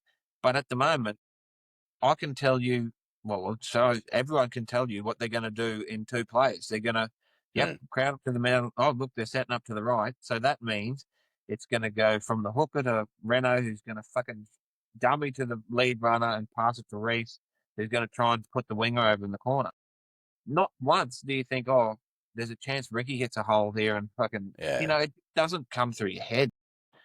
Yeah, that's it. it's just definitely something that the Broncos haven't done over the last few years, and it's terribly frustrating, especially with someone like Ricky, who's a fucking beast. Maybe he can't catch. Maybe that's what it is. Maybe he can't hold the ball. But yeah, it seems strange. That's it. On the bench, just point out here that Mr. Pakes and Jensen both got 31 and 37 tackles Yeah, in the short stints that they did come on, and they were. Corey Pakes was tackling. He had 31 tackles with 1 ineffective, yeah, 0 missed, yeah, 97%. Jensen 37 tackles, 2 missed, 2 ineffective. I mean, he still ran for 6. He played 38 minutes and ran for 6 times. yeah. He ended up 6 times and he made 37 tackles. Yeah. And he was in the piss of that part of the game where we didn't have the ball. So you Yeah, can't and blame him for zero, not running it. yeah, 0 errors. He gave away 1 penalty. He had 0 everything else. Handling errors, ruck infringements, inside 10, 0. Pagesy, clean sheet, complete clean sheet, 0 on Yeah, everything. yeah, 97% tackles. He did 1 run, which is pretty standard of Pagesy. And then Smoothie, I guess, I don't know, Smoothie did all right. He had that try saver, 21 tackles. We know that he can How get many through a minutes? bunch. How He many ended up minutes did he? playing 21. Okay, yeah. That that sort of perplexes me a little as to why, if you're going to play a Walters, Pakes, and Smoothie, Mm. like why doesn't he get a little bit more time in the middle to, and Paddy pays 82. Like it's just like why wouldn't you have Takura or Marty on the bench? You know what I mean? Maybe they thought Yeah, a smaller body in the wet conditions or something. Just to play 21 minutes, he's not a damaging ball runner because he's not a big guy, but he's good in defence. Like there's no he doubt about is. that. Yeah. Yeah, it seems like a funny when you've already got Pates and Walters, and I think Pacey could play 80 on his ear. Yep. It just seems like a strange bloke to have on the bench. That's all. Definitely, especially going over to play the Warriors in Yeah, New Zealand. You would think you'd need firepower, as in muscle yeah, firepower. yeah. Um, Fight fire with fire. yeah, that's it. But anyway, that is what it is. Now, I'll say this as a caveat straight off the bat. I can see why Madge is so like he was pissed during the game. You could see that he was visibly he had the 1,000-yard stare going on there for a bit. But you can see why he said he's still learning and all that. Like it's got to be just there under the surface. Reece is out. Is it 4 to 6 weeks? Yeah, they said 4 to 6. So he'll come back I have to say, potentially. you'd have to say the shorter of that, considering he played 80 on it. Yeah, yeah. But Maybe. even Like, if he doesn't play 6, sorry, he's potentially looking at coming back when Ezra comes back. yeah, okay. Because I know online a lot of people are playing like Ezra comes straight back into the side, blah, blah, blah. Ezra's going to have to play Q Cup. I don't think we should do that to the lad. Yeah, you've had what, 8 months off. You haven't stepped onto the full first grade speed of the game for quite a Yeah. while. Just go back, remember what it's like, get your muscle memory back in Q Cup, carve up, do some tricky stuff, and then come back in, sort of thing. So potentially that's what we're looking at, which could be exciting. But anyway, we'll move on from that. We have a very happy Gronk Oh, of course it is. to listen to, which I would say hold your stage 7 of grief Until we get past this. until we get past this moment. Here he is.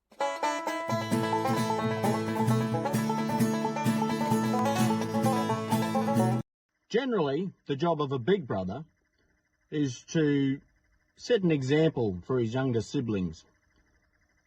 But sadly, at the moment, when us cows, titans and dolphins look over at you, a big brother, we see a big fat nepo baby that's sitting on the couch eating Cheetos off his fucking guts and eating $3 pizza. Doesn't want to work. He doesn't want to work for it. He's just going to blow through this inheritance like fucking no man's business. You had to go over there and make a statement this week, and you made one. You got rolled through the middle. A pack like yours got rolled through the middle, and then you got outmaneuvered by fucking Chanel Harris-Davida and Luke Metcalf. I mean, it is dead set embarrassing, and if I were you, I would be fucking shitting myself for the next 2 weeks. Your next two opponents, they're going to be on another level, so have fun with that. It's pretty funny from where I'm sitting. Yeah, of course it is. Yeah, I bet. You just pump the buy to get your 2 points. So fuck. Yeah, I actually don't know if Langers was here if he would agree with the Gronk this week. I don't feel like we got rolled through the middle. We definitely got outmaneuvered to an extent. Not really. Not really. Anyway, when you look at the games, the experience versus experience, yeah, it was, balls on Metcalf to take the 250 out in a wind after he's missed nearly every kick. And he backed up Capewell to score that try. It was a great halves play, but yeah, I don't know about rolled through the middle. 6 again through the middle, yes. Yeah. Anyway, shut up, Gronk. See how you go this weekend. See what your tips are like, mate. Yeah, exactly. No, we won't say that because mine are fucking shit too. Righto, we'll look at the week ahead. Thankfully, the judiciary is light on people, but the injuries are still up there a bit. We've got the normal the stayers there are Fletcher, Baker, Hayes, Perham. They're out for the year. Jack Wasilski, broken arm. Cast it up, come back later. Stronger in round 14, I believe. Reece Walsh, PCL tear, rehab, round 11 or 12. Is what I'm looking. So 10 to 12 that should be, if it's 4 to 6. And then Billy Walters, crusher tackle, first offence, guilty plea has already been submitted. $1,000 fine, free to play this weekend. Teamless Tuesday coming out tomorrow is going to be very interesting. Very. Because we have the Bulldogs at Suncorp Stadium. Thursday, 24th, little bit of a short turnaround. Not the shortest turnaround, but still a short turnaround. 7:50 p.m. EST. Head-to-head, we have the Wood over them, 28 wins to 19 in 48. Or would you say 48 head-to-heads? Yep. Completion rate, they're completing at 80. We're completing at 76. Tackle efficiency, we have them just 87.7%, 87.2%. Wins this season, 57% we are, 4 out of 7. They are 7-4-7. Yes. And I am extremely worried about the fact that the last 2 games they've played, they held their opposition to 0. Yes. Great defense. The venue win rate, 58% for us, 29% for the Bulldogs. Not a happy hunting ground. However, last time we met was at Suncorp, round 21 last year. 41-16 they put on us. Yes. They had 55% possession. We had 82% completion up against their 74%. So we didn't execute as well as we should have, which was the theme for us at the back end of 24. Yes. Tackle efficiency, we had them at 87% as well. last 5 games, they have gone Titans, Eels, Sharks, Knights, Rabbits. Now, the one eye in me says that any of those teams are teams of note.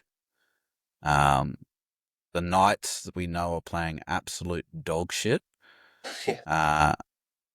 The Rabbitohs are down on men. Yep. But they still got the Daily M leader in their team, and whatnot. Sharks are a bit of a pushover. Eels didn't have Moses. Titans, we don't know what the fuck's going on with the Titans. Yeah. So 1 week they look like they're going to win the comp. Next week they're going to win the Spurn. that's it. So Actually, it happens in the one game. Sorry, not in the 1 week. True. And with our last 5 games have been a Warriors loss, Roosters loss. Then we had Tigers, Dolphins, Cowboys, all wins. So we need a bounce back, but what a game to try and do it in. I was really hoping that the Warriors game was a training run for the Bulldogs. Like, big pack, let's smack them out and go up against the best defensive side in the comp at the moment. But unfortunately, we have to go in with a loss. What are your thoughts, mate? Yeah, mate. Worried if we don't pull our finger out of our ass and stop relying on our hotness to try and win this game. Yeah. Like, it's completion rate. It's completion rate and patience. We need to complete at 80% or more this game, or we're going to get pumped. If we complete and hold the ball and do all the things that we know we can do, we can beat the Bulldogs. We can do it. They have not, in that whole list of teams that they've beaten in the last 5, they would not have seen any sort of shape like we've got. You know, when we're running, we've got a Stags on a tear, a Shibber on a tear, Cobbo going flat out, like, you know, Payne Haas rolling through the middle, Paddy up behind him. That they haven't come up against anything like that. So if we're on, which has been a theme for us over the last couple of years, though, when we play great teams, we decide to play, and then, you know, we lose to teams we should pump. So, yeah, I'm hoping for a dry track. A dry track will help us, I think. You know, it'll help them too. They're the best defensive team in the comp, but, you know, we're not going to win it with flashy tries. We're going to win it by stopping them scoring tries and holding the ball ourselves. If we give them unnecessary pill, we're going to get pumped. So I'm sure that's what the message is. It should be the message every week, but I'm sure that's what it is. Boys, first things first, you're not going to win if they're completing 40 sets and you're hitting 27. So let's just not do that. Yeah, 100%. I think we can. I keep saying it. It's just there. It's got to be just there. Yeah. Our defensive effort is 80 minutes. I love it. We turn up. We keep our shape. There's a couple of misreads, couple of tired defenders. The amount of defense that we handled on the weekend should have been 13 plus, as far as I'm concerned. Most other teams probably can't handle it. We've seen the Roosters fold under it. We've seen a few other teams go over there and get surprised at Go Media as well. So yeah, Anyway, 13 plus Broncos. Let's go. It's random.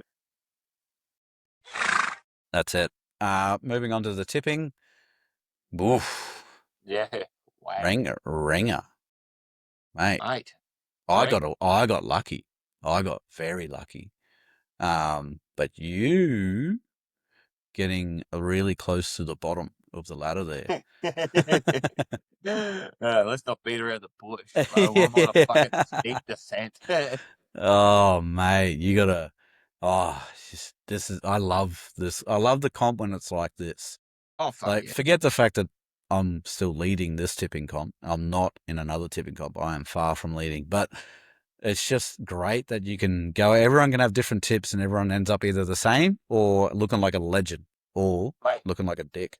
The best thing about our comp is that if I have like 2 good weeks in a row, I could go from where I am to fucking winning the thing. Yeah. I tell you what, if the Gronk has another week like he did, he'll be right up there too. So I'm still in the lead. I've got 35 points. But if I have another week, like a week ago, I won't be in the lead for very long. Annie Frogs and Gronk take out the weekend. Now, Annie Frogs had the Joker in play, and she's lucky she did. Otherwise, she's ending up with you. She's had 3. Gronk takes out the overall. He had 6, no Joker. Imagine if he played the Joker. Jesus. But he had a margin of 12. So he beat out Annie Frogs, who had a margin of 14. Langer's got away with 4. But yeah, the Gronk made some serious moves on the weekend, closing that gap down. He's still last. However, 8 points separate first from last in an 11-team comp. Yeah, So that's ridiculous. Great tipping, everyone. Great stuff. In the Supercoach, 1,342 points sees Payne in the hunt take out this week's Supercoach. BJ's Battler's still on top in the lead. Blair ended up with 1,309 there. So he's got what's he got there? Just under 70 points by the looks of it, of a lead. I have fucking shit the bed lately. Oh, mate. Last 3 weekends, Mr. Kalen Ponga, who I will be having a chat to this week, he may drop out altogether. But unfortunately, he may not as well because I think Iongi has the bye. Yeah, he does. The Eels have the bye, so he may not drop out. He may be forced. But 3 weeks in a row, I've dropped from 1,300 down to 1,000. And lucky to get 1,000 too. Me too, bro. Mate. I had bloody Max Plath, Jack Howarth in my team. Both of them scored nothing. Max got 15. Howarth ended up getting to 35 or some bloody thing. Reece done nothing, and then I had a couple of other splatterings of 30s in there with KP. It's bro. Anyway, I didn't do too. 50s on the bench. Ooh. So thanks for that. Yeah, I left an Iongi and a Thomas Cant. I'm not unhappy about the Thomas Cant because all my second rowers went better than him. But Iongi, that hurt. I could have swapped him and KP out and got a better score. But anyway, and I also captained Tarpanay. Okay. I should have captained May because he went big. He went 100. Yeah, I was flirting with it. I ended up doing Pappy. I had got Cleary in the team and didn't captain him. You just don't know with the bloody Panthers. They were going so shit. But anyway. Again, the Supercoach season is awesome. I just got to keep thanking that I don't have to do emergency trades through injuries just yet or suspensions. Oh, thanks, bro. Yeah. Yeah, good luck this week. Good luck this week. Burning all four boosts. I know. I might be boosting all of them this week just to get a field to run on. Team to run on the field. All right, we'll go on the tips then. Gronk, he's gone the Dogs. Of course he has. Dragons, Wales, Storm, Cows. He's backing his boys. Must be versing the Titans. Panthers, Raiders, and Sharks. Langers has gone Broncos, Roosters. Warriors, Storm, Cowboys, Panthers, Raiders, Sharks. So he's gone virtually the same as the Gronk, except the Roosters, Dragons, and the Broncos, Dogs there. Good to see that he's sticking solid. What are you going, mate? Mate, I'm going Bronx too. Only by 2, but a win's a win. I don't care how they do it. I'm going the Roosters. I think they bounce back. Warriors, because they pumped us. Surely they get better. And they're still at home for Apollo Project, so that must be over there. Yeah, it is. Never heard of it. Yep. Storm will bounce back. I've actually gone the Cows too to beat the Titans, who just, I don't know what the fuck's going on with that team. Yep. Panthers are back. I'm going the Dolphins though to beat the Raiders. I know it's down there, but fuck, mate. They just pumped the Storm by fucking 30. Come on. I know. And then I'm going the Tigers to beat the Sharks. Yep. Okay. Well, I'm going Broncos. I got a feeling here. I've just got a feeling that it's like I keep saying it's there, and I think it clicks this weekend. I'm a believer in the Dragons. Yep. We're out of March and they're still winning. So I'm a believer. Was to pump the Knights, and when I say pump the Knights thoroughbreds, I mean pump the Knights. Yeah. Yeah, I think they're gonna do it. Storm to get their shit together. I can't see Bellamy taking the loss against the Dolphins too kindly. Cowboys, I'll be at that game, I believe. Oh, true. Thoroughbreds. Nice. So if you see us walking around on the dickhead not in a Cowboys jersey. Panthers with a massive question mark. I'm going them though. Are they really back? Whatnot? And they should be. Raiders. Now, the only reason I'm going the Raiders is because they're at home. Yeah. They took them a bit to warm up on the weekend, but they won't be able to do that against the Dolphins. But yeah, I got them at home. And now the last game will be, I reckon, could be the interesting one. We just seen that the Tigers were the first to get hit by that Moses factor. Yeah. With the Eels, so I didn't look too far into that. They've had a bit of a turbulent week as well. So, they got Moses in more ways than one. See what I did One. Yeah, I see what you did. But then, I've got to go them over the Sharks. I feel like they'll get their shit together. And I mean, the Sharks let the Knights score 14 points. Yeah, exactly. Anyway. We'll see how it goes. That's our tips. Best bet. Bronco Bet didn't get up. Good news. Langer's got $1.06 over the line. So he's happy. He's happy. I missed out on another Matty. I went back to the well and I shouldn't have. Went back to the trough. I was a greedy pig. Didn't get my second Matty Nicholson. And I believe you got up. With my mystery Harodi bet. Yeah. Which I would have thrown in. I would have thrown in something else stupid too. So I'm glad that I was occupied before I could throw in my best bets, and we got the Harodi. But we got him up in the 73rd minute in a game where they scored 8 tries or something. I was like, oh God, we fucking shit the bed here again.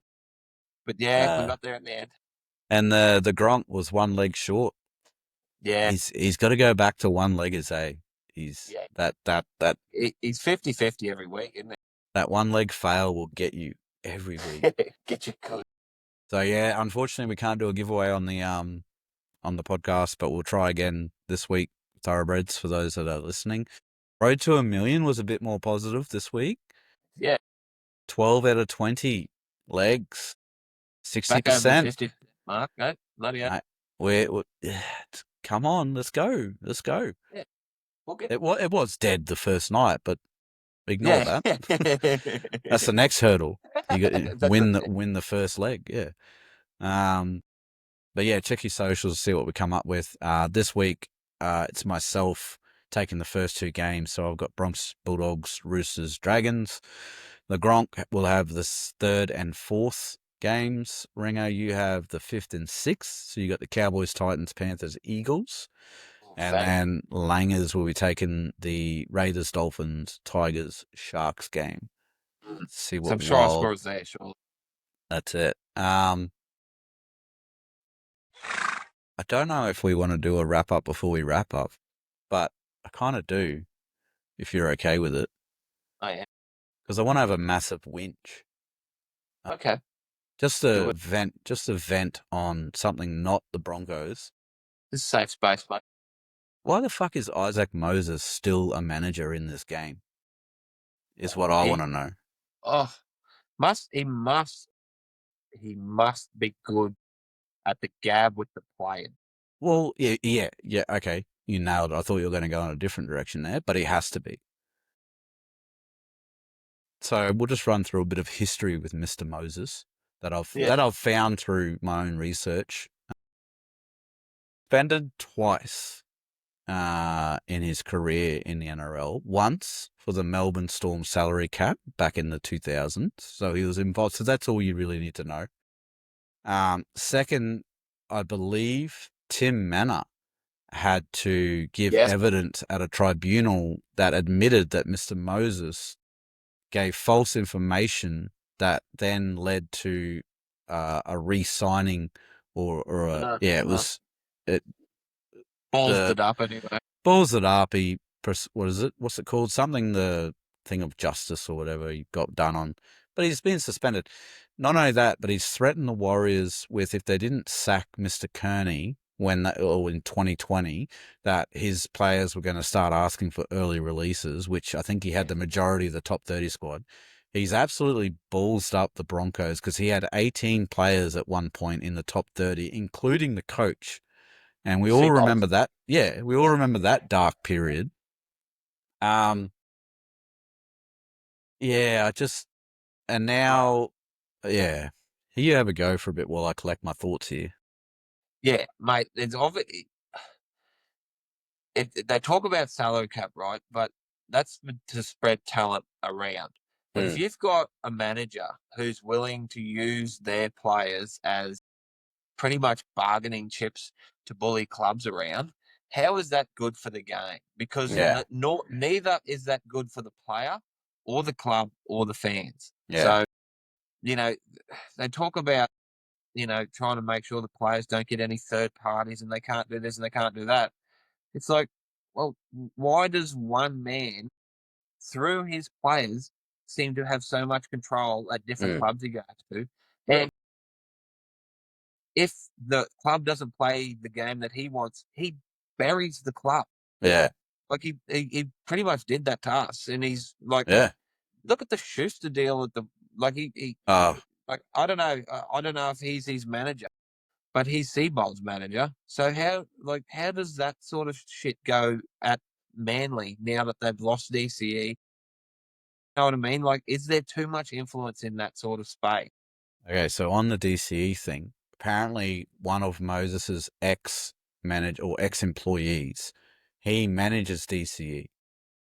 And so they think this is a Nasta has gone on a podcast and said that he thinks that this could be a manager war. Not, maybe Lockie Galvin's looking at going to Manly as part of the war. And if it is that, it's fucking disgusting.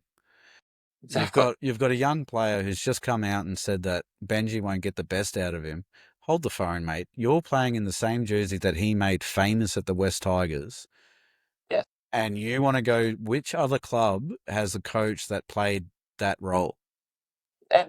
Other than Wayne Bennett, and Craig Bellamy, who I believe wouldn't work with Isaac Moses. But I mean, if you're in that situation and you're outside of the Tiger, like outside of Penrith, just because of the system, Melbourne, and maybe Bennett, but Bennett's like very close to leaving, retiring. He's got to fucking drop dead soon. He's 100 years old. But I mean, the Rabbits aren't going real fucking flat. Like, what other team are they looking at going, yep, that's going to be way better? Because the Tigers are one of the more up and coming, better to watch footy teams at the moment anyway. So I'm buggered if I know. I can't follow it. And it stinks to me as a young, impressionable footy kid with big fucking, they talk about bullying. I dare say it'd be the manager pushing down on it, trying to fucking, because it just doesn't seem like something that a player would do. Yeah, exactly. Like, you've got to be pretty thick to come out and say, I don't think this coach can do better. Yeah. Like, there's a million other things you can say. You can say, I just don't, I want to change the scenery and see what I can do outside of this club. Like, there's a million things you can say. You don't go after the coach. Yeah. So Moses used to also have Teddy. And that's when that whole drama at the Tigers again went down. And since then, the ex-employee now manages Tedesco, and Politis doesn't talk to, from what you led to believe in reports, Politis doesn't talk to Moses. Now, Politis is a billionaire, right? He will answer the phone to two people. First person is he has an emotional investment in, so your family, you're a friend of his or whatever. The second person is you're giving him money. A billionaire is in the money game, and they never stop. If you are in the same game as him and have a vested interest in the same outcome, and he is not answering your calls, that tells me that you're a bit of a germ. Because a billionaire will put that sort of personality aside to make money, as far as I'm concerned, and to go well. So, yeah, I just and I'll probably never going to happen, but if any of my kids become professional, female or male, I'm not letting my kids sign with Isaac Moses. Like, because as soon as you do, you've cut the Roosters out. I reckon you've also cut the Broncos because they've been burnt. I don't believe Bellamy or Wayne would do work with them. Because Wayne won't do work with them, I reckon Christian Wolf won't do work with him. So you've already cut a lot of teams, good teams, out of your opportunity. Yeah, exactly. And, it's just something. But the thing that the thing you got to remember, though, he must be good with players. He must give them what they want because they keep going back to him. I mean, So, look at Schuster. but you wonder whether it's like the old us versus, like he plays the old us versus them mentality with them, if you know what I mean, with the younger kids coming through. It's like, oh, these clubs have got everything, you've got nothing. I'll try and fucking bleed them, blah blah blah, and get them on board. And then I don't know. It just seems wherever he goes, there's drama, and whether that's just media or not, you don't know. But wherever he goes, there seems to be something going bad. And yeah, you did right. If you're a young fella and you're not very, very stable, do you want to bring that sort of drama into your life right now? Yeah, that's it. Anyway, that's my whinge. It brings me back to where I think the salary cap should be. I reckon every position should get a set salary. If you're a halfback, you get 500,000. If you're a winger, you get this. If you're a fullback, you get this, blah, blah, blah. Done. Manager, it is your job to go out and get that player as big a third party as they can get, and they can interchange. So if they move clubs, they can take their third parties with them. And it's on the player and the manager then to build a brand that is advertisable, that is appetite for a particular company or whatever they want to do, and it's on you. Now, people say, oh, well, then all the ugly players won't get good. Bullshit. Cameron McInnes, I reckon he could get really, really good third parties because he has a crack and everyone loves him in the game. Yeah. Payne Haas would be a multi-millionaire. Right. Haas avocados? Are you kidding? You'd throw the book at him. But yeah, and even it was like you built to a stage where, like, if the club develops a player or whatever, if they keep him on, as you go further, the third parties can go up with it, sort of thing. So as your profile builds, as your profile builds, you can add more off-field stuff, so the club doesn't have to keep updating and play it. Like, especially if they're happy. This is the part that I think people must forget. There's got to be a lot of blokes that get pushed out of club that are so happy and would take significant pay cuts to stay, but eventually they get squeezed out. Yeah. They've got kids and they've got families and they've got that, and this is their career. So then they've got to up and move. So and they're very rarely, they're not the $1 million players that get squeezed out a lot of the time, unless you're the Panthers that everyone's got to come and outbid you. But I mean, like there's middle of the range players. Say for us, right? Like Ethan Bullymore is a player that I think, like, we've lost Ethan Bullymore, who's killing it, who would be able to do with up at home at the moment. He's probably would have loved to stay, and then but you can't fit them all in. But he's a Queensland young fella, so there's got to be sort of ways around where we can. Players that don't want to leave don't have to, and definitely don't let managers have so much bloody control over a club. That's it. They wouldn't have control. If it was just third-party agreements that they had to go out and get, there would be zero control. Anyway, that's the wrap-up. Before we wrap up, that's our bit of a gripe for that. All right, well, that's all from us for this week. Send us your thoughts on the game, what you liked, what your opinions were. Did we do a good review of it? All that sort of stuff. Let us know. If you're listening to us, you've found us, so please help spread the word. We are growing. It's great to see the organic growth that we are getting. Head over to our socials on Facebook, Instagram, TikTok. TikTok's a bit stagnant at the moment, but we're looking to grow that in the future coming up.